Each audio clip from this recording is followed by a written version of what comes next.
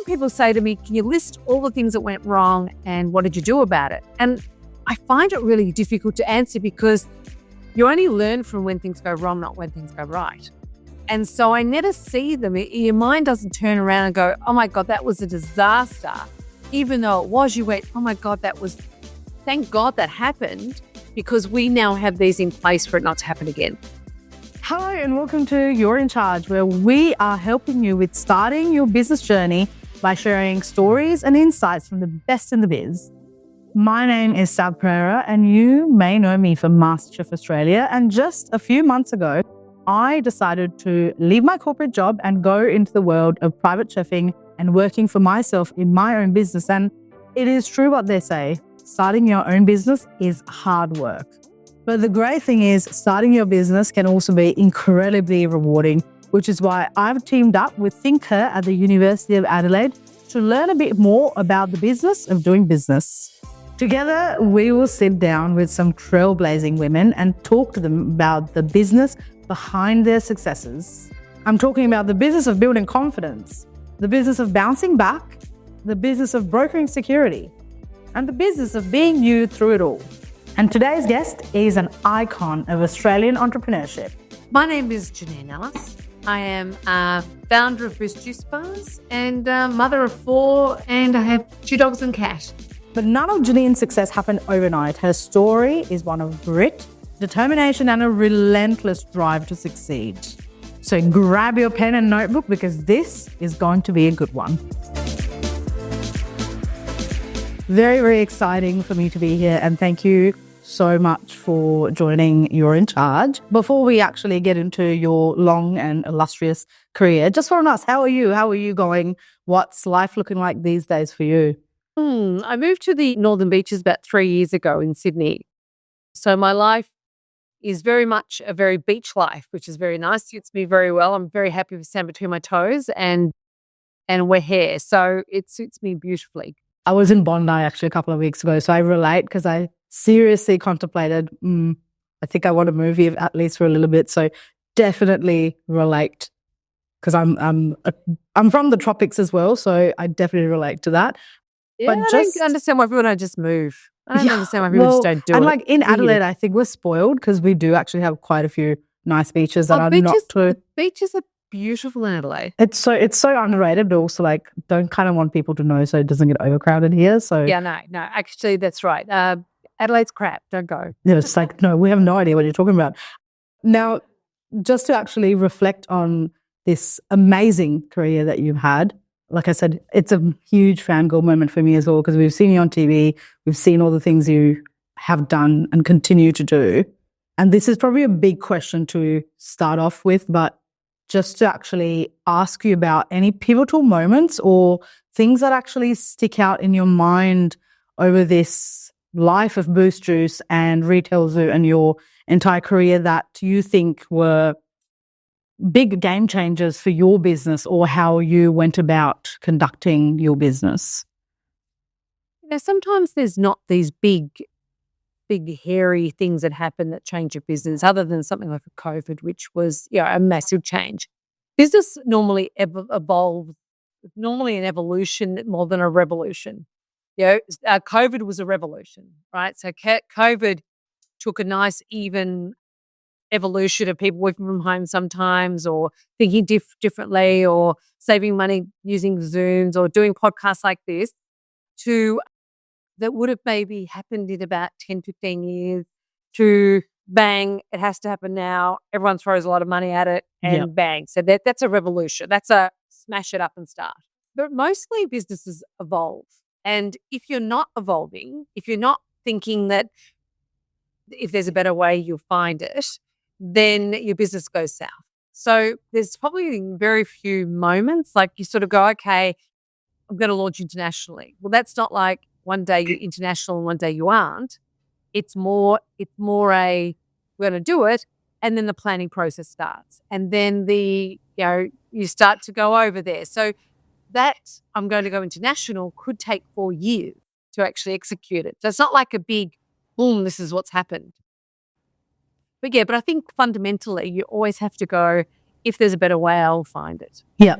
And because speaking about COVID, I just actually want to touch on that because the business, especially Boost, it is retail, and that's where literally all of your business is done. That's where all the money is made. So that would have been a huge, like, I know it was a big impact on a lot of the world and how business is run, but if you can tell us a little bit about how you actually, like, essentially survived, I think, for a lot of businesses during that time more than actually thriving. How did that work with Boost, especially being like so retail focused? Yeah. Look, it was what happens. People like certainty. Everyone likes certainty. And so suddenly we were thrown into an era that we've never been to before, well, not in our generation or not in our parents' generation. Our parents' generation had different challenges, which was wars, etc. So our challenge was COVID. Now, and COVID went for 3 years, a war goes for a year, and yeah, there was death. So it was our equivalent to that type of stress and scenario. I don't think it's as bad though. Just for anyone watching about the war, I don't think it was as bad as that. But look, you go from living your day, talking about budgets, talking about growth, talking about opportunities to overnight, you're talking about cash preservation and survival. And so that was and I was on boards of retailers at the time, and it was pretty hectic because the business I was on the board of Michael Hill as well, and they had businesses overseas. And so at that stage, the majority of our business was in Australia, even though we did have some in Singapore. So it was very much whoa, how are we going to get through this one? And it was only one, we didn't know at the time, like all of us, we didn't know how deadly it was, if we could open, if we could not open. So there was a lot of things to consider during this period. And, it really was survival. It was the first time I thought, right, okay, I don't have an answer for that. And it was only through government funding, government support, and rules coming in for landlords that got retailers through. But then, but everyone had a story. Like my girlfriend's an actress, and, there was very little support for the entertainment industry. There's people who were, limo drivers. There was no work for them at all, and so everyone had their challenges. And then there was wings in there. There was people who did social media that suddenly were flying. There was people on e-commerce were suddenly pivoting, and suddenly their business never been stronger. So it was a real a mishmash of a lot of losses and a lot of successes. But I think the most interesting thing with this was it wasn't that it affected just small businesses or just medium businesses or just large businesses. It actually affected large to small. So, for example, Flight Centre, right? They had $25 million worth of expenses a week. Wow. With zero income. Oh my gosh. Right. So it wasn't just, oh, gee, this hurts us little people. It was across the board everywhere. It was an equalizer. Yeah, in many ways. It really was. Yeah. And it's not just like you said, not just, you need to keep people employed, you need to keep your business going. It's also like your entire supply chain was disrupted as well for a lot of, I think, hospitality and retail, because you have imports coming in, you've got suppliers coming in from overseas, and a lot of things had to like completely change. So what a wild time, like now that you think about it. Yeah, and we're humans, right? We move on. That was yesterday, and today's today, and off we go. But, I think, history will show photos of people walking around with masks, and Melbourne, there was, Adelaide wasn't too bad. No, we barely had anything. Yeah. Yeah. But, you live in Melbourne. It was one of the most locked down cities in the world. And it was, this children going back to school were highly affected. I had a girlfriend who was a teacher that the children just didn't socialize. Yeah. And they didn't like graduate properly. Yeah. No, there was a lot of mental health issues in Melbourne. I know of older people who committed suicides because they were pretty much left and no one could go see them. So there was, so particularly for Melbourne, it was pretty horrific. Yeah. Yeah. And like speaking about mental health actually brings me to like the next part of what I actually really wanted to discuss, which is I think like when you are a woman, resilience it looks different to how you experience and build resilience. I think is different when you are a woman because of the unique experiences that you go through being a mum and being, a wife, a daughter, a sister. And, obviously you need the resilience in business. But in terms of how your sort of unique resilience, how does that work in line with how you do business and how does it flow through to your business is what I'm trying to ask. Yeah. Look, it's interesting, because I don't go, I need resilience to do this. I just do it. So you just go, I don't see it as, oh, as a woman, I have all these challenges and I need resilience for it. I just get on with it, right? So I had 3 little kids at home starting a business, and, you had challenges, you just sort it out every day. You had to get kids to school, you had to sort your business out, and you had to do everything. And you didn't stop to go, oh, this is hard, because no one will listen. And you didn't go, oh, I can't do it, because that can't wasn't an option. So you just got on with it. And at no point did I go, gee, this is hard because I'm a woman, or, there was moments where it was difficult. But it was not because of, it was just because it was difficult. So I think that grit is something that is underestimated. I mean, you can actually, that perseverance and grit, if you can get those 2 things going, no matter what sex you are or orientation, it is really all about just keep going and just get knocked down, pick up, find a solution to it and keep going. Which also then brings into us, because you talked about, having the setbacks and failures. Are there any sort of like distinct moments where you have gone, oh, this is actually really not working for the brand, for the business, and it has actually been a bit of a problem where you've had to go, okay, we need to completely reframe what we're doing? Like any examples? Yeah, look, the hard thing about that question is that it happens every day. So it's not like you have one incident and you do that. It's a constant. You're doing it all the time. And so often people say to me, can you list all the things that went wrong and what did you do about it? And I find it really difficult to answer, because you only learn from when things go wrong, not when things go right. Yeah. And so I never see them. Your mind doesn't turn around and go, oh my God, that was a disaster. Even though it was, you went, oh my God, thank God that happened, because we now have these in place for it not to happen again. I learned to, fire fast, so, if you've got the wrong people, to not just put up with it. And I learned, to read contracts more effectively. So, and the only way I'm good at those things is because I did it wrong. And so, as I said before, and I think this is a really important point, the only time you learn is when things go wrong. You don't learn from anything that goes right. It's that because that goes saying, right. So you go, yeah, no. And it's true. You go, okay, I made a cake, right? It was right. I just made the cake. You don't think about it anymore. The cake's made. But if the cake is a disaster, you go, oh, okay, next time I need to add baking powder. Yeah, yeah. I relate to that because that's my background, because I was a MasterChef and then decided to start my own business, and it's very much you learn from all the things you didn't do and things you could have done better. And I think I saw somewhere, I can't remember who said that quote, but it's about you learn to fail better each time, which I thought was a really interesting way of looking at it. But there's also that cliche of failures are the pillars of success, which is a very old saying. And you also find the firsts of everything are really hard. Like the first time there was litigation, the first time, I had to fire someone, the first time someone stole from me, the first time, the first of everything's really hit you hard, right? They kind of go, whoa, what did I do? And how did that happen? And poor me. And you go down sort of that path. But once you sort of have quite a few firsts, you then go, wow, that's unfortunate. Okay, that's all right. I move on, and I know that there's a reason for that, and there'll be a better outcome in the future for it. Yep. And it's just, I think it's easy to sort of be disillusioned, like, oh, everything's going to be great. And I think that's where, because we do have a lot of people that'll be listening in that are doing startups, that are in entrepreneurship and business for the first time.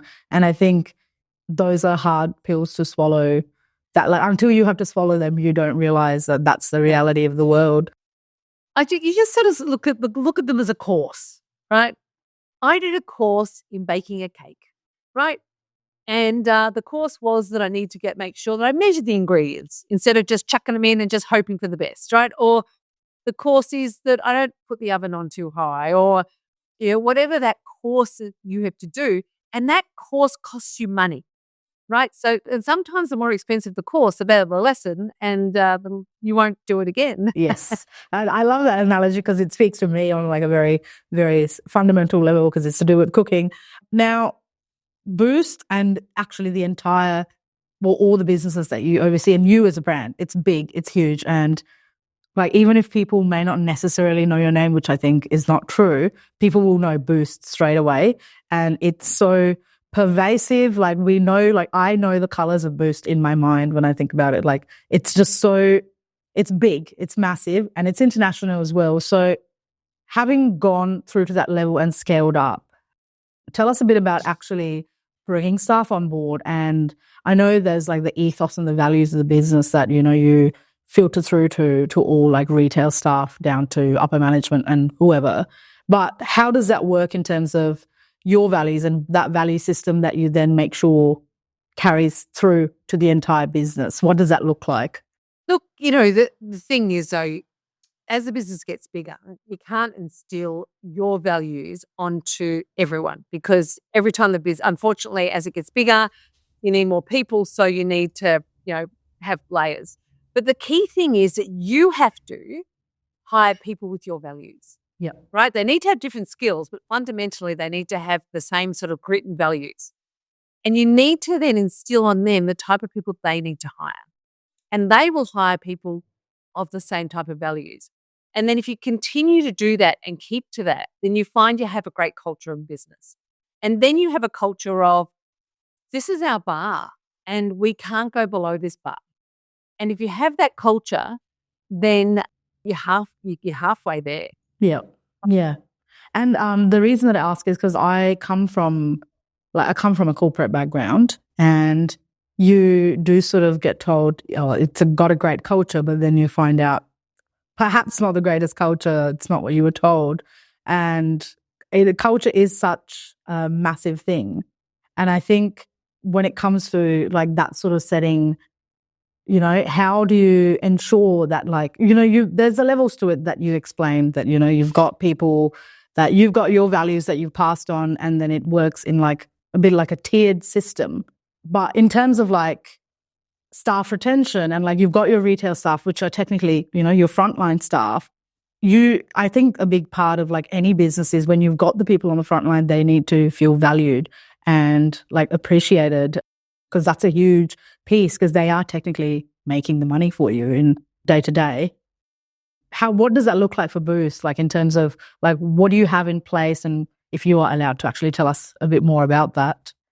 Yeah, look, we do things like we don't necessarily for summer and stuff. We don't necessarily recruit one by one. We do things like inductions, and people come together and they basically play games. We have a really fun session, and we play various games. And in the games you find out who the leader is, who the followers, who's the analytical thinker, Gotcha. who's the creative. So we were looking for those energetic, fun people, Yeah. right? So. And then it's sort of a matter of, making sure we have the right managers. Like, someone said to me, how do I motivate my team? I said, it's really easy, right? You ready? Here it is. Hire motivated people, right? It's not more complicated than that. A culture isn't something that you put on a wall and go, this is our culture and it's done, it's done. It's the people you put into your culture. And if your culture is really precious to you and someone has great skills, but they don't fit the culture, well, then maybe you need to make a call. Yeah. And I think, just based on like what you just said, it's like, if you think about Boost, especially as a brand, it has that very much. It's very young, it's very hip, it's very cool. And I mean, kudos to you because that actually carries through. Like it's so seamless. It carries through regardless of whether you're having Boost in Adelaide or Boost in Brisbane or wherever. So kudos to you, honestly, because that's amazing. It's like I said, I'm fangirling over here. So that's actually quite amazing. Now, another thing we just want to touch on, and this is to do with the fact that a lot of our audience are young entrepreneurs, and especially young women that, out of high school going into uni, and having had this amazing career that you've had, I have no doubt that what success looked like to you at the beginning is perhaps different to what it is now. So what is success now for you versus how it was 20 years ago? Yeah, look, success is various depending on where you are in your life. So when I was younger, success was winning the grand final in netball, right? So that's all I want to do is just win my netball grand final, right? And then when you're in business, success is not losing my family home, right? And then it gets later as success is, doing an agreement in an international market. So success, it depends on what your goal is at the time, dictates your success. That's in business. But really success in life, I know it gets as simple as this, is just happiness. And what does happiness mean to you? Yeah. And happiness, I've got 4 kids. Happiness is having those 4 kids happy and wanting to hang out with me, Or, success is being able to surf every morning and being able to be half decent at it, So success isn't a number. Yeah. Success isn't if I make $1 million, I am successful, right? That's not success, because really the greatest joy is actually quite often it's for free. Make sure you pick the right partner. For God's sake, that's success. Is looking down an old wrinkled hand in your hand and being happy with the journey you've had. That's success. A dollar figure is not success. Dollar figure is not happiness. Dollar figure gives you freedom, and dollar figure gives you choices. Yeah. So that's what's important about money. It gives you choices, but it doesn't make you happy. Yeah. That's super insightful, actually, because I think often, like, you do find that people will attach that dollar figure to, it's like, yep, that's what I need to achieve to, consider myself accomplished and successful. And I think it's really valuable for our listeners to hear that, because it takes so many different forms in different parts of life. And especially when you're like new to business, like I am, it's only this year that I decided to throw myself into it full time. So it's very much a learning thing. So how I define success is so different to someone who's been, who's got 20 years of skin in the game. So I really like that you said, it's about like choosing the right people for you, the person for you, who you're around, but also just coming back to you, actually. Tell me a little bit about like your day to day, like things that actually bring you joy, whether it's in your work day or when being the fabulous Janine Allis around about town, doing whatever it is that you got to do. Tell me a little bit about the things that bring you joy. Well, probably the thing that honestly brings me joy, like true joy, is my alarm goes off at 5 o'clock in the morning. By 6 o'clock, I'm in the water, right? And there is something about watching the sunrise in a wetsuit, paddling a board into the surf, and hanging out there with a whole bunch of people I really like and laughing. And then the real joy is when you get great waves, right? So it pretty much is the pinnacle of joy. And then after that, my husband will come and meet me, we'll go for a walk and we'll solve all the problems of the world. So my mornings are my joy. And then you come back and you do a bit more exercise and then you start your day. Now, that means that my day starts very early. That pretty much means I'm a very boring person at night, because pretty much at 8:30 I'm like, see ya. You're sleepy, yeah. I'm the standard joke. If you come for dinner with me, it's at 5:30. It's probably not a mad thing, to be honest, early dinner and then early start, because like that's something I need to learn, because I tend to burn the candle at both ends. Yeah, and we had periods of our life that we do that, and it's literally been only probably the last, 4 years, 3 years that I've been really doing a 5 o'clock. But it's because I live in an area where the sun rises early and I'm on a beach and there's stuff to do. So, when I was living in Melbourne, there was less stuff to do. So there was less reason to jump out of bed. And probably more work as well, because you sort of like the environment that you're in as well, I think kind of like really sculpts your day. Yeah. Yeah, completely. Yeah. Fabulous. Now, this is a little fun little question out there.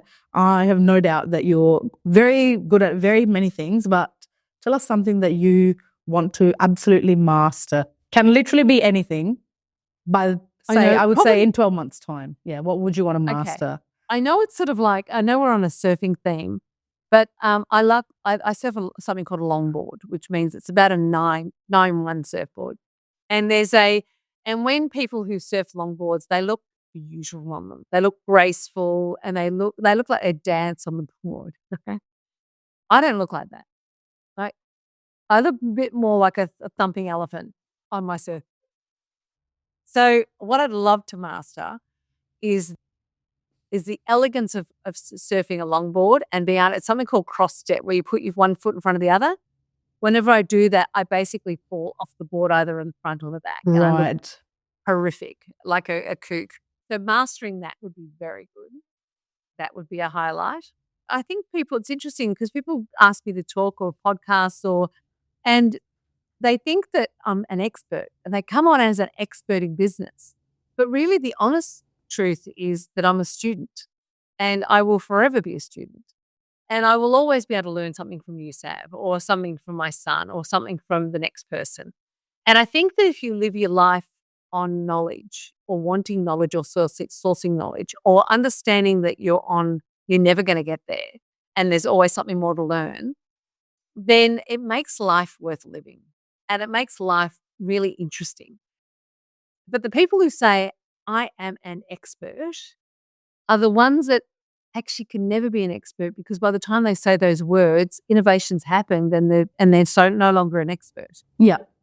Yeah. And I think like that's very reflective of, like, you look at like what you said about being able to grow and learn, like then speaks back to when you spoke about the experiences of, having to see the business through COVID. But then also Boost having been a brand that's been around for 20 plus years now, 2 decades. And that takes so much hard work, but it also just in the last 20 years, you think about how much technology has changed, how fast tech has grown, and having to completely adapt your systems to that. Well, look, when I first started Boost, internet was a barely just starting. Really, it was just starting, and there was all these tech guys that told me all the things I could do, but it was the whole world of promising the world and never delivering. And so, no, you're right. I'm always an early adopter. If there's a better way of doing it, I'll find it. And so it has been a real journey to try and get tech to a point where it actually now works, which is really refreshing. Love that. When it actually does what it's supposed to do. And I think I'm sure you know about this. In psychology, there's something called the Big Five model. And it measures all these different personality traits. And one thing it measures and it's the most accepted model of like how you measure traits within people. And one of the traits is openness to experience. And just based on this conversation that you've had, not just about your business, but like about you surfing, because you didn't start off surfing, did you? I knew you were like quite sporty, but like the surfing's a new thing. Yeah, no, 40. I've only been surfing for a few years. So if I started when I was 40, well, actually now quite a few years now. Well, and later in life though, because it's not like you were doing it since you were 5 years old. So, which is amazing because I'm so scared of surfing. Like I love snorkeling, love scuba diving, but I couldn't surf. Probably because I'm also scared about looking like a little baby whale just flopping about. And it's amazing to see that trait in you just based on this conversation, and just to see that it's in practice just based on, because the proof is very much in that pudding for you about looking at your business. Anyone can look up the stats on Boost and see how it's done, and it's all public information, but that proof is there. So I think it's just marvelous to see that openness that you have, whether it's technology and whether it's learning new things and finding better ways. And I think that's such a massive takeaway for anyone who's listening, just being open to learning. I think that's such a valuable thing. And I think that's pretty much, all the things that we wanted to cover. But yeah, just wanted to say if there were any parting words of wisdom that you had for me or our listeners and everyone. Look, I don't know if there's any sort of parting words of wisdom, but I think a couple of things. First of all, being kind to yourself.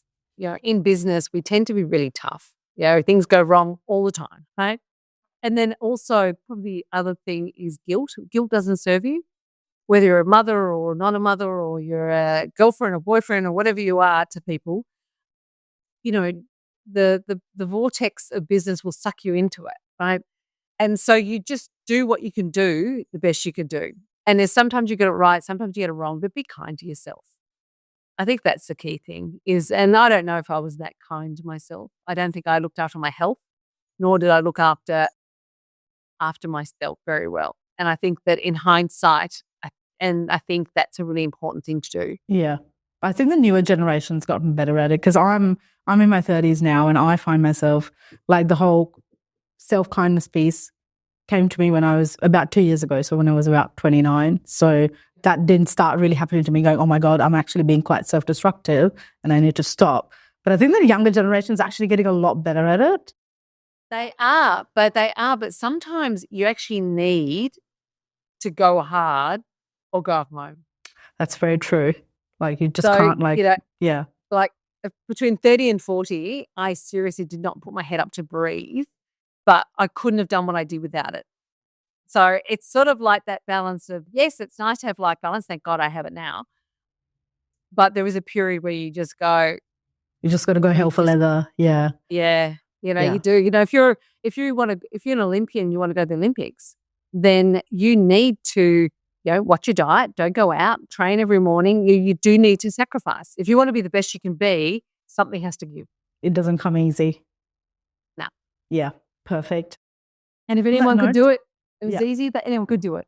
That's true. And it just goes to show you, there aren't many Janine Allises in the world. There's only one of you and very few people, that are like you as well, which is why I said huge fangirl. So this has been amazing for me.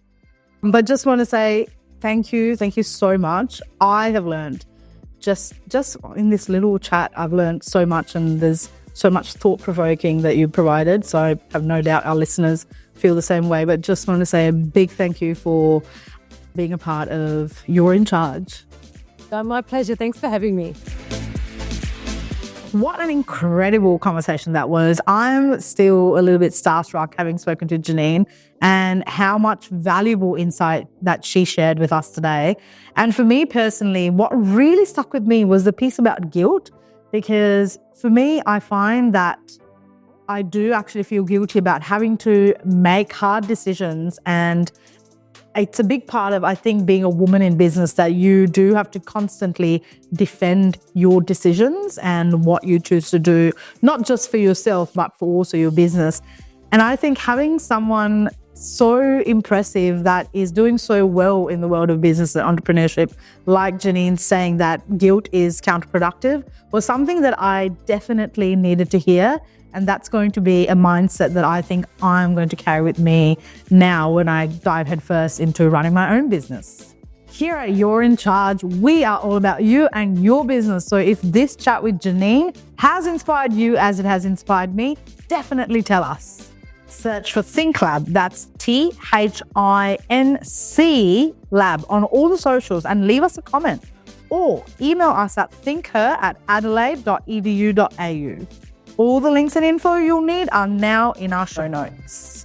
Make sure you hit follow and share this show with your friends, because next episode, we are getting personal with content creator and self-starting businesswoman Brooke Upton. It was in some of my classes that I was sitting there and there was kind of a few aha moments where I was like, you know what, I can apply this same structure to the way that I would be branding businesses and marketing businesses to myself. I myself am a brand kind of with legs, with a heartbeat, and the same principles apply. You're in Charge is brought to you by ThincHer, an initiative of ThincLab at the University of Adelaide.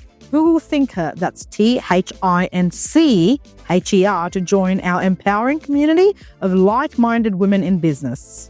You're in Charge was recorded on Kaurna land. We acknowledge the Kaurna people, the original custodians of the Adelaide Plains, and the land on which the University of Adelaide's campuses at North Terrace, Waite and Roseworthy are built.